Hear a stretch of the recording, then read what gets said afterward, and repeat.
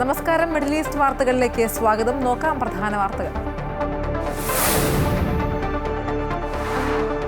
Saudi Arabia സന്ദർശിക്കാനൊരുങ്ങി പ്രധാനമന്ത്രി നരേന്ദ്രമോദി. സന്ദർശനം അടുത്ത ആഴ്ചയിലെന്ന റിപ്പോർട്ട്. പ്രധാനമന്ത്രിയായതിനു ശേഷമുള്ള മോദിയുടെ മൂന്നാമത് സൗദി സന്ദർശനം.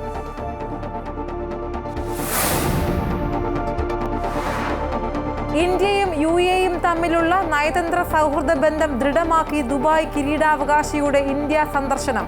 നിക്ഷേപാവസരങ്ങൾ വർദ്ധിപ്പിക്കുന്നതടക്കം ധാരണയായത് ഇരു രാജ്യങ്ങൾക്കും കരുത്താകും.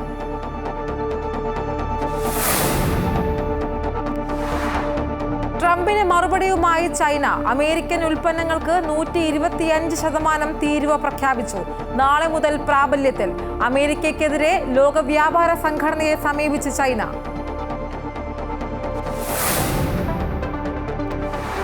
മാസപ്പടിക്കേസിൽ വീണ വിജയനെ പ്രതിരോധിക്കുന്നതിൽ LDFൽ ഭിന്നത. മുഖ്യമന്ത്രിക്കൊപ്പം നിൽക്കുമെന്നും എന്നാൽ മകളുടെ കാര്യത്തിൽ CPIക്ക് ബന്ധമില്ലെന്നും ബിനോയ് വിശ്വം. മുഖ്യമന്ത്രിക്കെതിരായ ഗൂഢാലോചനയെന്ന് ആവർത്തിച്ച് MV ഗോവിന്ദൻ. SFIO കുറ്റപത്രത്തിൽ പ്രതികൾക്ക് വിചാരണ കോടതി ഉടൻ സമൻസ് അയക്കും. മുഖ്യമന്ത്രിക്കെതിരെ കൊച്ചിയിൽ കരിങ്കൊടി പ്രതിഷേധം.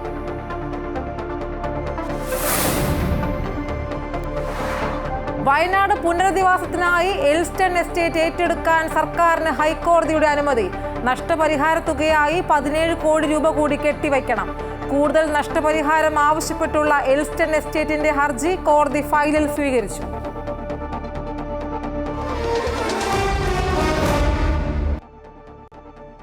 രണ്ട് ദിവസം നീണ്ടുനിന്ന ദുബായ് കിരീടാവകാശിയുടെ ഇന്ത്യ സന്ദർശനം ഇരു രാജ്യങ്ങളും തമ്മിലുള്ള നയതന്ത്ര സൗഹൃദ ബന്ധം കൂടുതൽ ദൃഢമുള്ളതാക്കി. ബ്ലൂ കോളർ തൊഴിലാളികൾക്കായി ദുബായിൽ ഇന്ത്യ UAE സൗഹൃദ ആശുപത്രി, IIM ക്യാമ്പസ്, ദുബായ് ഇന്റർനാഷണൽ ചേംബറിന് ബംഗളൂരുവിൽ പ്രതിനിധി കാര്യാലയം എന്നിവ പരിഗണനയിലാണ്. പ്രധാനമന്ത്രി നരേന്ദ്രമോദിയുടെ ക്ഷണം സ്വീകരിച്ചാണ് ഷെയ്ഖ് ഹംദാൻ ഇന്ത്യയിൽ എത്തിയത്. ദുബായ് കിരീടാവകാശിയും UAE ഉപപ്രധാനമന്ത്രിയും പ്രതിരോധ മന്ത്രിയുമായ Sheikh Hamdan bin Mohammed bin Rashid Al മക്തൂമിന്റെ ഇന്ത്യ സന്ദർശനം രണ്ട് രാജ്യങ്ങളും തമ്മിലുള്ള സൗഹൃദ നയതന്ത്ര ബന്ധം കൂടുതൽ ഊഷ്മളമാക്കും എന്നുറപ്പ്. ദുബായിൽ ബ്ലൂ കോളർ ജോലിക്കാർക്കായി ഇന്ത്യ UAE സൗഹൃദ ആശുപത്രി ആരംഭിക്കുന്നതിന് ധാരണയായതുൾപ്പെടെ ഷെയ്ഖ് ഹംദാന്റെ ഇന്ത്യ സന്ദർശനത്തിന്റെ ഭാഗമായി സുപ്രധാനമായ പല തീരുമാനങ്ങളുമുണ്ടായി. ദുബായ് ഹെൽത്തും മലയാളികൾ ഉൾപ്പെടെയുള്ള സ്വകാര്യ സംരംഭകരുടെ കൂട്ടായ്മയും ചേർന്നാണ് ദുബായിൽ ആശുപത്രി തുറക്കുക. ഇതുൾപ്പെടെ 8 കരാറുകളിലാണ് ഷെയ്ഖ് ഹംദാന്റെ സന്ദർശനത്തിന്റെ ഭാഗമായി ഇന്ത്യയും UAEയും ഒപ്പുവെച്ചത്. IIM അഹമ്മദാബാദിന്റെ ഒരു ക്യാമ്പസ് ദുബായിൽ തുറക്കാൻ Dubai department of economy and ടൂറിസവുമായി ധാരണാപത്രം ഒപ്പുവെച്ചു. കൊച്ചിൻ ഷിപ്പ്യാർഡുമായി സഹകരിച്ച് ദുബായിലെ ഡ്രൈഡോക്ക് വേൾഡ് കൊച്ചിയിൽ കപ്പൽ അറ്റകുറ്റപ്പണികൾക്കുള്ള ക്ലസ്റ്റർ തുറക്കും. ആധുനിക സാങ്കേതിക വിദ്യകൾ പ്രയോജനപ്പെടുത്തി പ്രതിരോധശേഷിയുള്ള വിതരണ ശൃംഖലകൾ സ്ഥാപിക്കുന്നതിനായി ദുബായ് ആസ്ഥാനമായ DP വേൾഡും ഇന്ത്യൻ റെയിൽവേക്ക് കീഴിലുള്ള റൈറ്റ്സുമായി കരാറിൽ ഒപ്പുവെച്ചു. ഇരു രാജ്യങ്ങളിലും നിക്ഷേപാവസരങ്ങൾ ലഭ്യമാക്കുന്നതുമായി ബന്ധപ്പെട്ട് confederation of Indian industry, federation of Indian chamber of commerce and industry, IMC chamber of commerce and industry എന്നിവരുമായി ദുബായ് ചേംബർ 3 ധാരണാപത്രങ്ങളിലാണ് ഒപ്പുവെച്ചത്. അക്കാദമിക് ഗവേഷണ മേഖലകളിൽ സഹകരിക്കാൻ ദുബായ് മെഡിക്കൽ യൂണിവേഴ്സിറ്റിയും എയിംസും തമ്മിൽ ധാരണയായി. 50 വർഷത്തിനിടയിൽ ഇന്ത്യ സന്ദർശിക്കുന്ന 6ാമത്തെ UAE നേതാവാണ് ഷെയ്ഖ് ഹംദാൻ.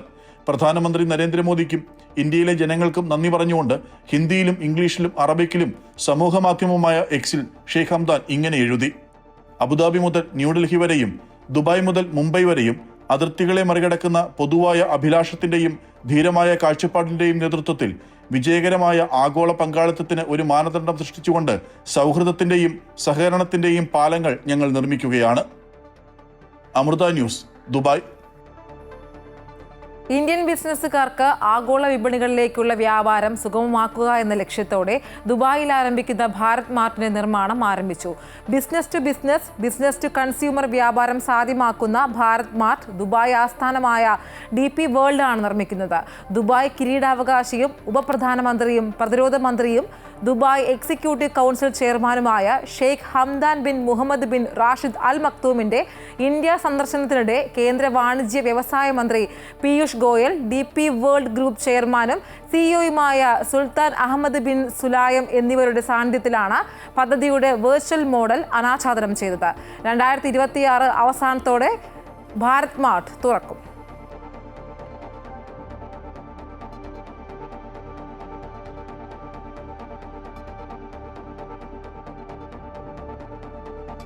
പ്രധാനമന്ത്രി നരേന്ദ്രമോദി സൗദി അറേബ്യ സന്ദർശിക്കുന്നു. ഏപ്രിൽ 3-ാം ആഴ്ചയിലായിരിക്കും സന്ദർശനമെന്നാണ് റിപ്പോർട്ടുകൾ. പ്രധാനമന്ത്രി ആയതിനു ശേഷമുള്ള മോദിയുടെ 3ാമത് സൗദി സന്ദർശനമാണ് ഇത്തവണത്തേത്. 27 ലക്ഷത്തോളം വരുന്ന സൗദിയിലെ ഇന്ത്യക്കാർ വലിയ പ്രതീക്ഷയോടെയാണ് പ്രധാനമന്ത്രിയുടെ സന്ദർശനത്തെ കാണുന്നത്. 2 ദിവസത്തെ സന്ദർശനത്തിനായി പ്രധാനമന്ത്രി നരേന്ദ്രമോദി സൗദി അറേബ്യയിലെത്തും. ഏപ്രിൽ 22-നായിരിക്കും സന്ദർശനമെന്ന് റിപ്പോർട്ടുകൾ പറയുന്നു. 4 വർഷത്തെ ഇടവേളയ്ക്ക് ശേഷം സൗദിയിലെത്തുന്ന നരേന്ദ്രമോദി ജിദ്ദയിലെ പൊതുസമൂഹമായും സംവദിക്കും. ലേബർ ക്യാമ്പും സന്ദർശിക്കുമെന്നും സൂചനയുണ്ട്. സൗദി ഭരണാധികാരി സൽമാൻ രാജാവും കിരീടാവകാശി മുഹമ്മദ് ബിൻ സൽമാൻ രാജകുമാരനുമായും പ്രധാനമന്ത്രി കൂടിക്കാഴ്ച നടത്തും. വ്യാപാരം, നിക്ഷേപം, ഊർജം, പ്രതിരോധം, IT എന്നീ മേഖലകളിൽ ഇരു രാജ്യങ്ങളും തമ്മിലുള്ള സഹകരണം കൂടുതൽ മെച്ചപ്പെടുത്തുന്നതിനുള്ള കരാറുകൾ ഒപ്പിട്ടേക്കും. 2023-24 ഇരുവശത്തുമുള്ള വ്യാപാരം $43.3 ബില്യൺ ആയിരുന്നു. 2016 ഏപ്രിലിലും 2019 ഒക്ടോബറിലും മോദി സൗദി സന്ദർശിച്ചിരുന്നു. സൗദി കിരീടാവകാശി മുഹമ്മദ് ബിൻ സൽമാൻ രാജകുമാരൻ 2023 സെപ്റ്റംബറിൽ ഇന്ത്യയിലും എത്തിയിരുന്നു. ഇന്ത്യ നിലവിൽ സൗദി അറേബ്യയുടെ 2ാമത്തെ വലിയ വ്യാപാര പങ്കാളിയാണ്. അതേസമയം സൗദി ഇന്ത്യയുടെ 5ാമത്തെ വലിയ വ്യാപാര പങ്കാളിയുമാണ്. സുൽഫിഖുറായി, അമൃത ന്യൂസ്, ജിദ്ദ. കുവൈറ്റിൽ വ്യാജ വെബ്സൈറ്റുകൾ ഉപയോഗിച്ച് ബാങ്ക് കാർഡ് വിവരങ്ങൾ കൈവശപ്പെടുത്തി പണം കവർച്ച ചെയ്യുന്ന പ്രവാസ സംഘം അറസ്റ്റിലായി. 2 ഈജിപ്ഷ്യൻ പൗരന്മാരും 1 സിറിയൻ പൗരനും ഔദ്യോഗിക സർക്കാർ ഏജൻസികളുടെ പേരിൽ വ്യാജ വെബ്സൈറ്റുകൾ ഉണ്ടാക്കിയാണ് തട്ടിപ്പ് നടത്തിയത്. സ്മാർട്ട് ഫോണുകൾ വാങ്ങുകയും ഇത് രാജ്യത്തിന് പുറത്തേക്ക് കടത്താനുമായിരുന്നു ഇവരുടെ പദ്ധതി.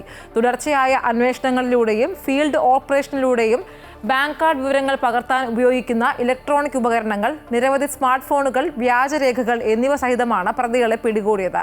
ചോദ്യം ചെയ്യലിൽ പബ്ലിക് അതോറിറ്റി ഫോർ സിവിൽ ഇൻഫർമേഷന്റെ ഔദ്യോഗിക വെബ്സൈറ്റിനോട് സാമ്യമുള്ള ഒരു വ്യാജ വെബ്സൈറ്റ് സൃഷ്ടിച്ചതായി പ്രതികൾ സമ്മതിച്ചു. കുവൈറ്റിലെ സെൻട്രൽ ജയിലിൽ തടവിലുള്ള ഭർത്താവിന് മൊബൈൽ ഫോൺ എത്തിച്ചു നൽകിയ ഭാര്യ അറസ്റ്റിൽ. സംഭവത്തിൽ സെൻട്രൽ ജയിൽ അധികൃതർ 40-കാരിയായ ഒരു സ്ത്രീയെ പിടികൂടി. ക്രിമിനൽ കുറ്റങ്ങൾക്ക് ശിക്ഷ അനുഭവിക്കുന്ന ഭർത്താവിനായി മൊബൈൽ ഫോൺ കടത്താൻ ശ്രമിക്കുന്നതിനിടെയാണ് ഇവരെ പിടികൂടിയത്. സ്ത്രീ ജയിലിന്റെ സന്ദർശന വിഭാഗത്തിൽ എത്തിയപ്പോൾ സുരക്ഷാ ഉദ്യോഗസ്ഥർ നടത്തിയ പതിവ് പരിശോധനയിൽ വസ്ത്രങ്ങളിൽ ഒളിപ്പിച്ച നിലയിൽ ഒരു മൊബൈൽ ഫോൺ കണ്ടെത്തിയതായും ചോദ്യം ചെയ്യലിൽ ഭർത്താവ് ഫോൺ ആവശ്യപ്പെട്ടെന്നും അത് കൈമാറാൻ ഉദ്ദേശിച്ചിരുന്നുവെന്നും അവർ സമ്മതിച്ചതായും സുരക്ഷാ ഉദ്യോഗസ്ഥർ പറഞ്ഞു. ഇവർ ഏത് രാജ്യക്കാരിയാണെന്ന് അധികൃതർ വ്യക്തമാക്കിയിട്ടില്ല. സൗദി ചൈന ഉഭയകക്ഷി നിക്ഷേപങ്ങൾ $10,000 കോടി കവിഞ്ഞതായി റിയാദിൽ ചൈനീസ് എംബസിയിൽ വിളിച്ചു ചേർത്ത പത്രസമ്മേളനത്തിൽ ചൈനീസ് എംബസി മിനിസ്റ്റർ കൗൺസിൽ മാ ജിയാൻ വെളിപ്പെടുത്തി. സൗദി അറേബ്യയുമായുള്ള ബന്ധം ശക്തിപ്പെടുത്താൻ ചൈന മുൻഗണന നൽകുന്നു. ഇരു രാജ്യങ്ങളും തമ്മിൽ പരസ്പര രാഷ്ട്രീയ വിശ്വാസമുണ്ട്. മേഖലയിൽ സമാധാനവും സ്ഥിരതയും കൈവരിക്കുന്നതിൽ സൗദി അറേബ്യ പ്രധാന ശക്തിയാണ്. മേഖലാ അന്തർദേശീയ തലങ്ങളിൽ സൗദി അറേബ്യ നിർണായക പങ്ക് വഹിക്കുന്നതായി മാ ജിയാൻ വ്യക്തമാക്കി.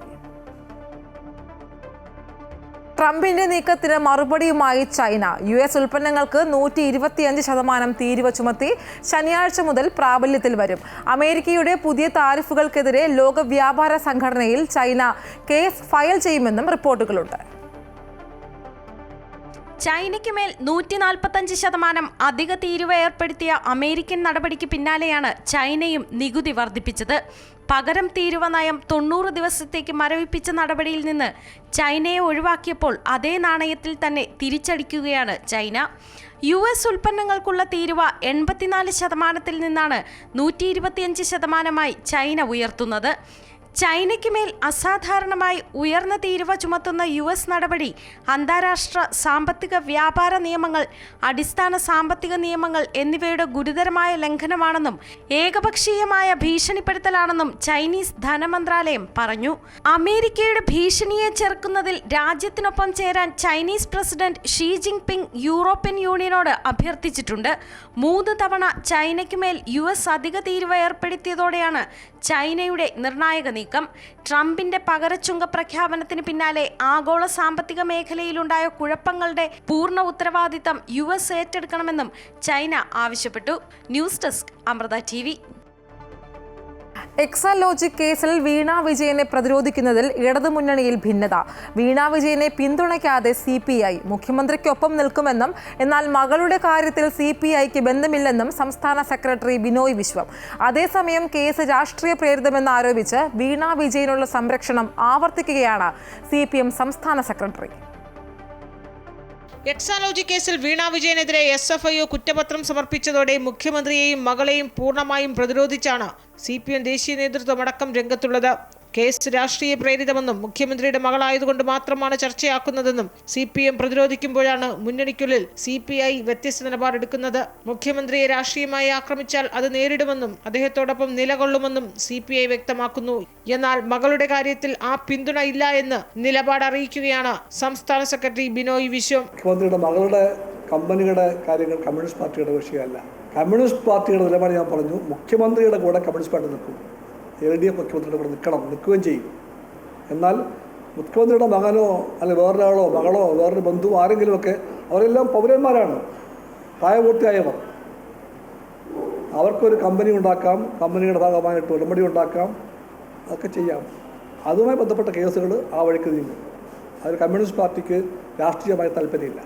അതേസമയം CPM സംസ്ഥാന സെക്രട്ടറി MV ഗോവിന്ദനാകട്ടെ BJPയും ബൂർഷ്വ മാധ്യമങ്ങളും കെട്ടിപ്പൊക്കുന്ന കേസാണിതെന്ന വിമർശനം ആവർത്തിച്ച് മുഖ്യമന്ത്രിക്കും മകൾക്കും ശക്തമായ പ്രതിരോധ കവചം തീർക്കുന്നു. നിങ്ങൾ ഓരോന്നോരോന്ന് ആവശ്യം വരുമ്പോൾ, പ്രത്യേകിച്ച് തിരഞ്ഞെടുപ്പ് വരുമ്പോൾ ഓരോന്നോരോന്ന് കൊണ്ടുവരികയാണ്.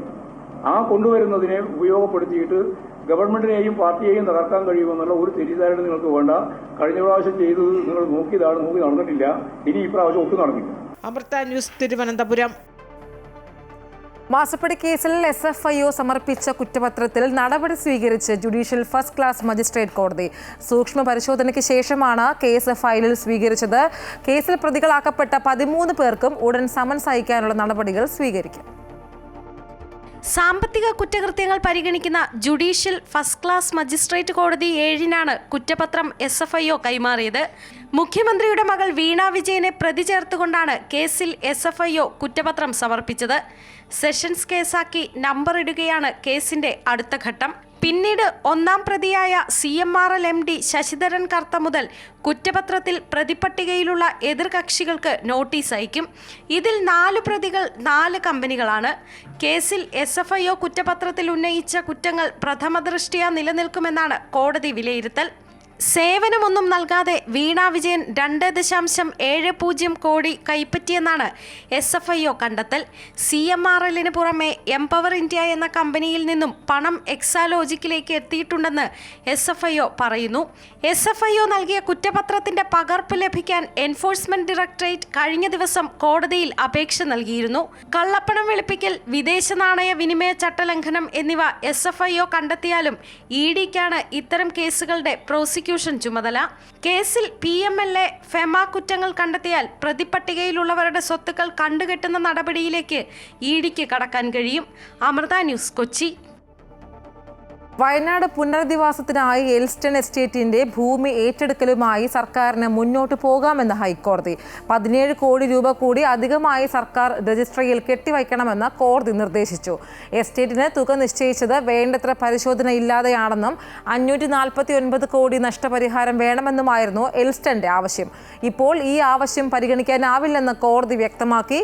ഭൂമിക്കും അതിലെ കെട്ടിടങ്ങൾക്കും മരങ്ങൾക്കും തേയില ചെടികൾക്കും 549 കോടി രൂപയുടെ മൂല്യമുണ്ടെന്നായിരുന്നു എൽസ്റ്റൺ എസ്റ്റേറ്റിന്റെ വാദം. കൂടുതൽ തുക നഷ്ടപരിഹാരം ആവശ്യപ്പെട്ടുള്ള എൽസ്റ്റൺ എസ്റ്റേറ്റിന്റെ ഹർജി ഹൈക്കോടതി ഫയലിൽ സ്വീകരിച്ചു. മുൻ ചീഫ് സെക്രട്ടറി KM എബ്രഹാമിനെതിരെ CBI അന്വേഷണത്തിന് ഹൈക്കോടതി ഉത്തരവിട്ടു. KM എബ്രഹാം വരവിൽ കവിഞ്ഞ സ്വത്ത് സമ്പാദിച്ചെന്ന പരാതി CBI അന്വേഷിക്കണമെന്നാവശ്യപ്പെട്ട് നൽകിയ ഹർജി പരിഗണിച്ചുകൊണ്ടാണ് ഹൈക്കോടതിയുടെ ഉത്തരവ്. KM എബ്രഹാം 2015-ൽ ധനകാര്യ വകുപ്പ് അഡീഷണൽ ചീഫ് സെക്രട്ടറി ആയിരുന്നപ്പോൾ വരവിൽ കവിഞ്ഞ സ്വത്ത് സമ്പാദിച്ചെന്നാരോപിച്ചായിരുന്നു ഹർജി. മുൻ ചീഫ് സെക്രട്ടറി KM എബ്രഹാം വരവിൽ കവിഞ്ഞ സ്വത്ത് സമ്പാദിച്ചെന്ന പരാതി CBI അന്വേഷിക്കണമെന്നാവശ്യപ്പെട്ട് ജോമോൻ പുത്തൻപുരക്കൽ നൽകിയ ഹർജിയാണ് ഹൈക്കോടതി അനുവദിച്ചത്. KM എബ്രഹാം 2015-ൽ ധനകാര്യ വകുപ്പ് അഡീഷണൽ ചീഫ് സെക്രട്ടറി ആയിരുന്നപ്പോൾ വരവിൽ കവിഞ്ഞ സ്വത്ത് സമ്പാദിച്ചെന്ന് ആരോപിച്ചായിരുന്നു ഹർജി. ബോംബെയിലും കൊല്ലത്തുമായി ഇദ്ദേഹം മേടിച്ചുകൂട്ടിയ വസ്തുക്കളുടെ വിശദാംശങ്ങളും ഹർജിക്കാരൻ കോടതിയെ ബോധിപ്പിച്ചു. തന്റെ സമ്പാദ്യം പൈതൃക സ്വത്താണെന്ന വാദം KM എബ്രഹാം ഉയർത്തിയെങ്കിലും ഹൈക്കോടതിയുടെ പരിശോധനയിൽ പറഞ്ഞതിൽ കൂടുതൽ സ്വത്ത് അദ്ദേഹത്തിന് ഉണ്ടെന്ന് മനസ്സിലായി. പ്രാഥമികമായ ഈ വിലയിരുത്തലിന് ശേഷമാണ് കോടതി കേസ് CBIക്ക് വിട്ടത്. നിലവിൽ മുഖ്യമന്ത്രിയുടെ chief principal secretary, KIIFB CEO എന്നീ പദവികൾ തുടരുകയാണ് KM എബ്രഹാം. കൊച്ചി CBI യൂണിറ്റിനാണ് കേസ് ഏറ്റെടുക്കാനുള്ള നിർദ്ദേശം ഹൈക്കോടതി നൽകിയിട്ടുള്ളത്. സംസ്ഥാന വിജിലൻസിൽ KM എബ്രഹാമിനെതിരെ പരാതി നൽകിയെങ്കിലും വിജിലൻസ് കേസ് തള്ളിയിരുന്നു. പരാതിയിൽ കഴമ്പില്ലെന്നാണ് വിജിലൻസിന്റെ കണ്ടെത്തൽ. ജേക്കബ് തോമസ് വിജിലൻസ് ഡയറക്ടറായിരിക്കെയാണ് KM എബ്രഹാമിനെ വെള്ളപൂശിയത്. അന്വേഷണവുമായി ബന്ധപ്പെട്ട് KM എബ്രഹാമിന്റെ വീടളന്നതും ചോദ്യം ചെയ്തതും വിവാദമായിരുന്നു. IASകാർ സമരത്തിലേക്ക് നീങ്ങാനുള്ള ഒരു കാരണവും ഇതായിരുന്നു. എങ്കിലും ഹൈക്കോടതി പ്രാഥമികമായി തെളിവുകൾ പരിശോധിച്ച ശേഷമാണ് KM എബ്രഹാമിന്റെ അനധികൃത സ്വത്ത് കണ്ടെത്താൻ CBIക്ക് നിർദ്ദേശം നൽകിയിട്ടുള്ളത്. അമൃത ന്യൂസ്, കൊച്ചി. തമിഴ്നാട്ടിൽ വീണ്ടും BJP AIADMK സഖ്യം. അടുത്ത നിയമസഭാ തെരഞ്ഞെടുപ്പിൽ ഇരു പാർട്ടികളും ഒന്നിച്ചു മത്സരിക്കുമെന്ന് കേന്ദ്ര ആഭ്യന്തരമന്ത്രി അമിത് ഷാ പ്രഖ്യാപിച്ചു. തമിഴ്നാട്ടിൽ അണ്ണാ DMKയുടെ നേതൃത്വത്തിലായിരിക്കും മുന്നണി. നയിനാർ നാഗേന്ദ്രൻ MLA തമിഴ്നാട് BJPയുടെ പുതിയ അധ്യക്ഷനാകും.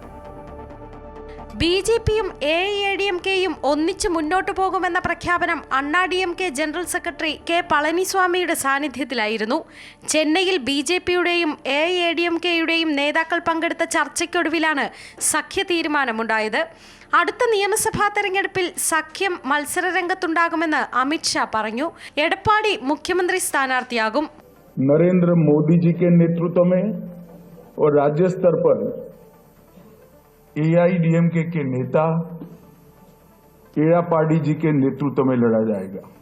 സീറ്റ് വിഭജനം അടക്കമുള്ള കാര്യങ്ങൾ പിന്നീട് ചർച്ച ചെയ്യും. AIADMK NDAയിൽ ചേരുന്നത് ഒരു ഉപാധിയും ഇല്ലാതെയാണെന്നും അമിത് ഷാ പറഞ്ഞു. AIADMK का कोई कंडीशन नहीं है, कोई डिमांड नहीं. AIADMK के इंटरनल अफेयर्स में हमारा कोई इंटरफियरेंस नहीं होगा. जहां तक NDA के साथी दलों का सवाल है, AIADMK और BJP का तमिलनाडु यूनिट बैठकर तय करेगा.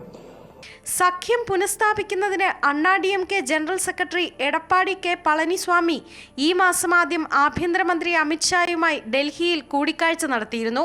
അതിനിടെ K അണ്ണാമലയ്ക്ക് പകരം നയിനാർ നാഗേന്ദ്രയാണ് തമിഴ്നാട് BJPയുടെ പുതിയ അധ്യക്ഷൻ. ചെന്നൈയിലെ പാർട്ടി ആസ്ഥാനത്തെത്തി നയിനാർ നാമനിർദ്ദേശ പത്രിക നൽകി. AIADMK പ്രവർത്തകനായിരുന്ന നയിനാർ 2017 BJPയിൽ ചേർന്നത്.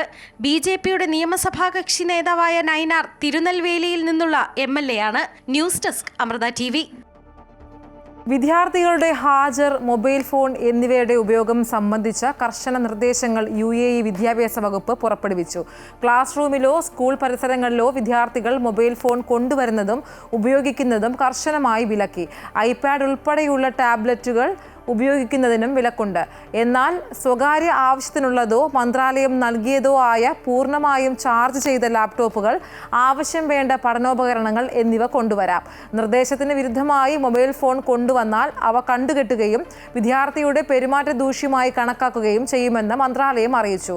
ഓരോ ക്ലാസ്സിനും വിദ്യാർത്ഥികളുടെ ഹാജർ രേഖപ്പെടുത്തും. തുടർച്ചയായി 3 ക്ലാസുകൾ നഷ്ടപ്പെട്ടാൽ ഒരു ദിവസത്തെ ഹാജർ ഇല്ലാതാകും. കുവൈറ്റിൽ ഭക്ഷ്യസ്ഥാപനങ്ങളെ ലക്ഷ്യമിട്ട് നടത്തിയ ക്യാമ്പയിനിൽ 30 നിയമലംഘനങ്ങൾ കണ്ടെത്തുകയും 12 സ്ഥാപനങ്ങൾ അടച്ചുപൂട്ടുകയും ചെയ്തു. അതോറിറ്റിയുടെ ഔദ്യോഗിക X അക്കൗണ്ടിൽ പങ്കുവച്ച ഒരു വീഡിയോയിൽ ഞെട്ടിക്കുന്ന രീതിയിലുള്ള പ്രവർത്തനങ്ങളാണ് നടന്നതെന്ന് വ്യക്തമായി. ശീതീകരിച്ച മാംസം, പുതിയ റെഫ്രിജറേറ്റഡ് മാംസം എന്നീ രീതിയിൽ വിൽക്കുന്നതും ശരിയായ ലേബലില്ലാത്ത ബീഫ് ലിവർ വിൽക്കുന്നതും കണ്ടെത്തി. കൂടാതെ അനുചിതമായ രീതിയിൽ മാംസം കൈകാര്യം ചെയ്യുക, വൃത്തിഹീനമായ സാഹചര്യങ്ങൾ, പരിസരത്ത് ചിതറിക്കിടക്കുന്ന മാംസാവശിഷ്ടങ്ങളും അഴുക്കും പോലുള്ള ഗുരുതരമായ ശുചിത്വ ലംഘനങ്ങളും കണ്ടെത്തിയെന്ന് ബന്ധപ്പെട്ടവർ അറിയിച്ചു. സൗദി അറേബ്യയിലെ ജിദ്ദയിലെ പ്രവാസിയും അധ്യാപകനും സാംസ്കാരിക പ്രവർത്തകനുമായ ഷിബു തിരുവനന്തപുരത്തിന് ഡോക്ടറേറ്റ്. എഡ്യൂക്കേഷൻ ആൻഡ് കമ്മ്യൂണിറ്റി എന്ന വിഷയത്തിൽ യൂണിവേഴ്സിറ്റി ഓഫ് ഖാനയിൽ നിന്നാണ് ഡോക്ടറേറ്റ് ലഭിച്ചത്. ഡോക്ടർ ഡൊമിനിക് കാർലോയുടെ കീഴിലായിരുന്നു ഗവേഷണം. The heart of A teacher, spirit of leader എന്ന തലക്കെട്ടിൽ 264 പേജുള്ള ഗവേഷണ പ്രബന്ധം പ്രസിദ്ധീകരിച്ചു. 3 വർഷത്തെ ഗവേഷണത്തിന് ശേഷമാണ് ഡോക്ടറേറ്റ് ലഭിച്ചത്. കരുവന്നൂർ ബാങ്ക് തട്ടിപ്പ് കേസിൽ അന്തിമ കുറ്റപത്രം ഈ മാസം അവസാനം സമർപ്പിക്കാനിരിക്കെ പുതിയ നീക്കവുമായി ED. CPM നേതാക്കളുടെ പങ്കടക്കം അറിയിച്ച് സംസ്ഥാന പോലീസ് മേധാവിക്ക് കത്ത് നൽകാൻ ED തയ്യാറെടുക്കുന്നു. 3 പ്രധാന CPM നേതാക്കളെ പ്രതികളാക്കി കുറ്റപത്രം സമർപ്പിക്കാനാണ് ആലോചന. കരുവന്നൂർ സഹകരണ ബാങ്ക് സാമ്പത്തിക തട്ടിപ്പ് കേസിൽ ക്രൈംബ്രാഞ്ച് അന്വേഷണത്തിൽ രൂക്ഷ വിമർശനമുയർത്തി കേസ് CBIക്ക് കൈമാറേണ്ടി വരുമെന്ന് കഴിഞ്ഞ ദിവസം ഹൈക്കോടതി മുന്നറിയിപ്പ് നൽകിയിരുന്നു. ഇതിന് പിന്നാലെയാണ് അന്വേഷണത്തിലെ കണ്ടെത്തൽ സംബന്ധിച്ച് സംസ്ഥാന പോലീസ് മേധാവിക്ക് കത്ത് നൽകാനുള്ള നിർണായക നീക്കവുമായി ED എത്തുന്നത്. 4 വർഷം കഴിഞ്ഞിട്ടും കേസ് അന്വേഷിക്കുന്ന ക്രൈംബ്രാഞ്ചിന് ഒരൊറ്റ കുറ്റപത്രം പോലും നൽകാനാവാത്തത് ലജ്ജിപ്പിക്കുന്നതാണെന്ന് ഹൈക്കോടതി സിംഗിൾ ബെഞ്ച് വിമർശിച്ചിരുന്നു. കള്ളപ്പണക്കേസ് അന്വേഷിക്കുന്ന എൻഫോഴ്സ്മെന്റ് ഡയറക്ടറേറ്റ് രേഖകൾ മുഴുവൻ എടുത്തുകൊണ്ടുപോയതിനാലാണ് അന്വേഷണത്തിന് തടസ്സമുണ്ടായതെന്ന് സംസ്ഥാന സർക്കാർ മറുപടി നൽകി. ഈ ഘട്ടത്തിലാണ് കേസ് CBIക്ക് വിടേണ്ടി വരുമെന്ന് ഹൈക്കോടതി സൂചിപ്പിച്ചത്. കരുവന്നൂർ കേസിൽ EDയുടെ അന്തിമ കുറ്റപത്രം ഈ മാസം അവസാനം സമർപ്പിക്കാനാണ് നീക്കം. K. രാധാകൃഷ്ണൻ MPയെ ഇനി ചോദ്യം ചെയ്യേണ്ടതില്ലെന്നാണ് EDയുടെ തീരുമാനം. CPM സംസ്ഥാന സമിതി അംഗങ്ങളായ AC Moideen, MK Kannan, MM Varghese എന്നിവരെ പല ഘട്ടങ്ങളിൽ ED ചോദ്യം ചെയ്തിരുന്നു. നിലവിലെ അന്വേഷണത്തിൻ്റെ വിവരങ്ങളാണ് സംസ്ഥാന പോലീസ് മേധാവിക്ക് കൈമാറുന്നത്. CPMനെ പ്രതി ചേർത്തതും പാർട്ടി അക്കൗണ്ടുകളിലേക്കെത്തിയ പണത്തിൻ്റെയും വിവരങ്ങൾ പോലീസ് മേധാവിക്ക് കൈമാറും. PMLA നിയമത്തിലെ സെക്ഷൻ 66 ഉപവിഭാഗം 2 പ്രകാരമാണ് ഈ നടപടി. 2011-2012 കാലയളവിലാണ് കേസിനാസ്പദമായ സംഭവം നടന്നത്. പരാതിയെ തുടർന്ന് നടത്തിയ അന്വേഷണത്തിലാണ് കോടിക്കണക്കിന് രൂപയുടെ നിക്ഷേപ തട്ടിപ്പ് പുറത്തുവന്നത്. കരുവന്നൂർ ബാങ്കിൽ നിന്ന് മുഖ്യപ്രതിയും ബിസിനസ് പങ്കാളിയും ചേർന്ന് വ്യാജരേഖകൾ ചമച്ച് അനധികൃത വായ്പ തരപ്പെടുത്തിയെന്നായിരുന്നു കേസ്. 56 പേരാണ് EDയുടെ പ്രാഥമിക കുറ്റപത്രത്തിലെ പ്രതികൾ. CPMൻ്റേതടക്കം 128 കോടി രൂപയുടെ സ്വത്തുക്കളാണ് കേസിൽ ED കണ്ടുകെട്ടിയിട്ടുള്ളത്. അമൃത ന്യൂസ്, കൊച്ചി. താമരശ്ശേരി ഷഹബാസ് കൊലക്കേസ് പ്രതികളുടെ ജാമ്യാപേക്ഷ കോഴിക്കോട് സെഷൻസ് കോടതി തള്ളി. ഹീനമായ കുറ്റകൃത്യമാണെന്ന് നിരീക്ഷിച്ചുകൊണ്ടാണ് കോടതി 6 പ്രതികളുടെയും ജാമ്യാപേക്ഷ തള്ളിയത്. ഇതോടെ ഹൈക്കോടതിയെ സമീപിക്കാനാണ് പ്രതികളുടെ നീക്കം. പ്രതികൾക്ക് പ്രായപൂർത്തിയാകാത്ത കാര്യം കേസിൽ പരിഗണിക്കരുതെന്നും ആസൂത്രണത്തിലൂടെയാണ് കൊലപാതകം നടത്തിയതെന്നും സാമൂഹ്യ മാധ്യമത്തിലെ ചാറ്റുകൾ ഇതിന് തെളിവാണെന്നും പ്രോസിക്യൂഷൻ കോടതിയിൽ വാദിച്ചിരുന്നു. ഈ വാദങ്ങൾ അംഗീകരിച്ചുകൊണ്ടാണ് ജില്ലാ സെഷൻസ് കോടതിയുടെ വിധി. അതേസമയം കുട്ടികൾക്ക് പ്രായപൂർത്തിയാകാത്തതിനാൽ ജാമ്യം അനുവദിക്കണമെന്നായിരുന്നു പ്രതികളായ വിദ്യാർത്ഥികളുടെ രക്ഷിതാക്കളുടെ വാദം. ഇത് കുട്ടികളുടെ മാനസികാവസ്ഥയെ സാരമായി ബാധിക്കുമെന്നും രക്ഷിതാക്കൾ കോടതിയെ ബോധിപ്പിച്ചിരുന്നു. എന്നാൽ ഈ വാദങ്ങളെയെല്ലാം കോടതി തള്ളി ഉത്തരവ് പുറപ്പെടുവിക്കുകയായിരുന്നു. നേരത്തെ ജുവനൈൽ ജസ്റ്റിസ് ബോർഡ് പ്രതികളുടെ ജാമ്യം നിഷേധിച്ചിരുന്നു. ഇതേ തുടർന്നാണ് പ്രതികൾ ജില്ലാ കോടതിയെ സമീപിച്ചത്. 38 ദിവസമായി പ്രതികളായ വിദ്യാർത്ഥികൾ ജുവനൈൽ ഹോമിൽ റിമാൻഡിലാണ്. പോലീസിന്റെ അപേക്ഷയെ തുടർന്ന് പ്രതികളുടെ റിമാൻഡ് കാലാവധി 2 ആഴ്ചത്തേക്ക് കൂടി നീട്ടി. താമരശ്ശേരിയിലെ 2 സ്കൂളുകളിലെ കുട്ടികൾ തമ്മിലുണ്ടായ സംഘർഷത്തിനിടെയാണ് 10ാം ക്ലാസ് വിദ്യാർത്ഥിയായ ഷഹബാസ് കൊല്ലപ്പെട്ടത്. അമൃത ന്യൂസ്, കോഴിക്കോട്. ഇന്ത്യയിൽ മരുന്ന് ലഭ്യമല്ലാത്ത അത്യപൂർവ രോഗത്തോട് പൊരുതുകയാണ് ഗുരുവായൂർ സ്വദേശിനിയായ 22-കാരി ശ്രേയ. ആക്യൂട്ട് ഇന്റർമിറ്റന്റ് പോർഫൈറിയ എന്ന രോഗം പിടിപെട്ടതോടെ ദുരിതം അനുഭവിക്കുകയാണ് ശ്രേയയും കുടുംബവും. കരൾ മാറ്റിവെക്കലാണ് ഏക പരിഹാരം. അതിനായി സുമനസുകളുടെ സഹായം അഭ്യർത്ഥിക്കുകയാണ് ഈ നിർധന കുടുംബം. ശരീരവേദന കൊണ്ട് നിവർന്നു നിൽക്കാൻ പോലും കഴിയാത്ത അവസ്ഥയാണ് ശ്രേയമോൾക്ക്. ചികിത്സയ്ക്കായി അമേരിക്കയിൽ നിന്ന് 3 ലക്ഷത്തോളം രൂപ വില വരുന്ന 4 ഡോസ് മരുന്നുകളെങ്കിലും ആവശ്യമുണ്ട്. രോഗം മൂർച്ഛിച്ചതോടെ ഹയർ സെക്കൻഡറിയിൽ വെച്ച പഠനം പാതി വഴിയിൽ ഉപേക്ഷിച്ചു. അച്ഛൻ മരിച്ച കുടുംബത്തിന് അമ്മയാണ് ഏക കൈത്താങ്ങ്. പക്ഷേ ശ്രേയയെ പരിചരിക്കുന്നതിനായി എപ്പോഴും അമ്മയ്ക്ക് അടുത്തുണ്ടാവേണ്ടതുകൊണ്ട് മറ്റു ജോലികൾക്ക് പോകാനും സാധിക്കാത്ത അവസ്ഥയാണ്. എൻ്റെ മോള് ശ്രേയാദാസ്, 22 വയസ്സുണ്ട്. മോൾക്ക് അക്യൂട്ട് ഇന്റർമിറ്റന്റ് പോർഫൈറിയ എന്ന് പറഞ്ഞ ഒരു അസുഖമാണ്. അതെന്ന് വെച്ചാൽ ഫുൾ പെയിനായിരിക്കും. അത് ഈ അസുഖം ബാധിക്കുന്നത് തന്നെ ന്യൂറോക്കെയാണ്. അതിപ്പോൾ 6 വർഷമായി മോൾക്ക് ഈ അസുഖം കണ്ടു തുടങ്ങിയിട്ട്. ഇപ്പോൾ ഡോക്ടേഴ്സ് പറഞ്ഞിരിക്കുന്നത് ലിവർ മാറ്റി വെക്കണം എന്നുള്ളതാണ്. അപ്പോൾ എനിക്ക് 3 പെൺമക്കളാണുള്ളത്. എനിക്ക് ഭർത്താവ് മരണപ്പെട്ടു. 42 ലക്ഷം രൂപയാണ് ഹോസ്പിറ്റലുകാർ പറഞ്ഞിട്ടുള്ളത്. കരൾ മാറ്റിവെക്കലാണ് ശാശ്വത പരിഹാരമെന്നാണ് ഡോക്ടർമാർ പറയുന്നത്. ഇതിനായി 42 ലക്ഷത്തോളം രൂപ ചിലവുണ്ട്. നാട്ടുകാരും ജനപ്രതിനിധികളും ശ്രേയമോൾക്കായി കൈകോർത്തിട്ടുണ്ട്. സുമനസ്സുകളുടെ സഹായത്താൽ ജീവിതത്തിലേക്ക് മടങ്ങി വരുമെന്ന പ്രതീക്ഷയിലാണ് ശ്രേയയും കുടുംബവും. അമൃത ന്യൂസ്, തൃശൂർ.